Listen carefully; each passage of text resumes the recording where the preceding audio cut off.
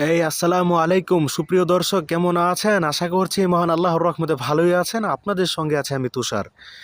সুপ্রিয় দর্শক, ঢালিউড কুইন উপবিশ্বাসের দুর্বার সিনেমার দ্বিতীয় লুকটা আপনাদের কেমন লাগছে? দ্বিতীয় লুক তো আসলে সারা বাংলাদেশ আসলে আগুন ধরাই দিছে। হ্যাঁ, যারা আসলে এন্টারটেনমেন্ট নিয়ে কাজ করে, যারা আসলে শোবিজ নিয়ে কাজ করে, তাদের মনে আসলে একটা দাগ কেটে ফেলেছে ঢালিউড কুইন উপবিশ্বাসের দ্বিতীয় যে লুকটা, এবং প্রথম লুক থেকেই তো আসলে শুরু হয়ে গিয়েছিল। এবং দুর্বার দুর্বার যে আসলে হিট হবে, হ্যাঁ, দুর্বার তো নামই হিট, নামই দুর্বার হিট হয়ে গেছে, তাই না? তো আবার ঢালিউড কুইন উপবিশ্বাসের আগুন আগুন লুকগুলা চলে আসতেছে, এটা তো বুঝতে হবে। এবং ঢালিউড কুইন উপবিশ্বাস এই সিনেমাতে দুষ্টর দমন করবে, হ্যাঁ, অন্যায়ের বিরুদ্ধে লড়বে। তো উনি রাজ্যকে অন্যায়ের হাত থেকে বাঁচাবে এই সিনেমাতে। উনি মিথ্যাকে ধ্বংস করে দিয়ে সত্যকে প্রতিষ্ঠিত করবে দুর্বার সিনেমাতে। তো এটা মানে একটা অন্য লেভেলের খেলবে ঢালিউড কুইন উপবিশ্বাস। মানে এই সিনেমার কিন্তু আবার এত বাজেট নাই, কিন্তু স্বল্প বাজেটের মধ্যেও ভালো গল্প, ভালো মেকিং দিয়ে আমাদের কামরুল হাসান ফুয়াদ ভাই দেখিয়ে দেবে যে ঢালিউড কুইন উপবিশ্বাসকে কীভাবে আবারও কাজে লাগানো যায়, কীভাবে আবার কামব্যাক করানো যায় ভালো সিনেমার মাধ্যমে। হ্যাঁ, আর এই দুর্বার সিনেমাটা হচ্ছে অপুকেন্দ্রিক সিনেমা, এটা কোনো নায়ক কেন্দ্রিক নয়। এটা আসলে শুরু থেকে শেষ পর্যন্ত গল্পটা টেনে নিয়ে যাবে আমাদের ঢালিউড কুইন উপবিশ্বাস। হ্যাঁ, ঢালিউড কুইন উপবিশ্বাসী এই গল্পের আসলে মূল, যেটাকে বলে মাসিহা, তিনি এই গল্পটাকে আসলে এগিয়ে নিয়ে যাবে। আর ঢালিউড কুইন উপবিশ্বাসের দ্বিতীয় যে লুকটা, যে সিগনেচার স্টেপটা আসলে আগুন লাগিয়ে দিয়েছে, সেই signature step Dhallywood megastar Shakib খানের তাণ্ডবের সাথে অনেকে মিলিয়ে ফেলছে।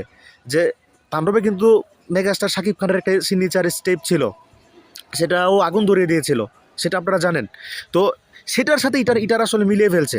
এটার মিলিয়ে কোনো লাভ নাই ভাই, এটার মিলিয়ে লাভ নেই ভাই। আপনারা একটা সিম্পল দেখেছেন, হ্যাঁ, একটা সিম্পল দেখেছেন, বাকি তো আসলে সিনেমা হলে গিয়ে দেখবেন। সিনেমা হলে গিয়ে যদি এটার সাথে এটা মিলে যায়, তখন আপনারা আলোচনা করেন, এটার সাথে একটা এটা মিলে গেলে আলোচনা করেন। ওকে, আগে আগে আসলে কুকুরের ছানার মতো ঘেউ ঘেউ করা, ছাগলের 3 নাম্বার বাচ্চার মতো আসলে লাফালাফি করা, এইগুলো আসলে যারা সাধারণ পাবলিক, যারা আসলে বুদ্ধিসম্পন্ন মানুষ, সোশ্যাল যারা আসলে জ্ঞানী মানুষ, হ্যাঁ, ড্রয়িং রুমের যারা দর্শক, তারা আসলে এইগুলো বিশ্বাস করে না।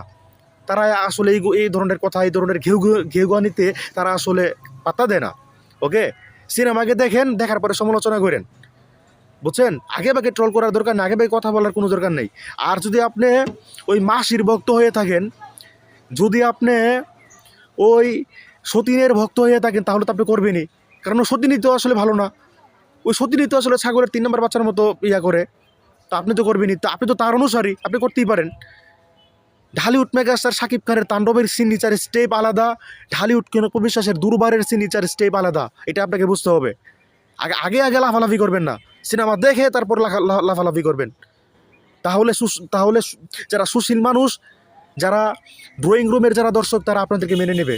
ওকে, তো বেশি কথা যারা বলে তারা হচ্ছে বাচাল।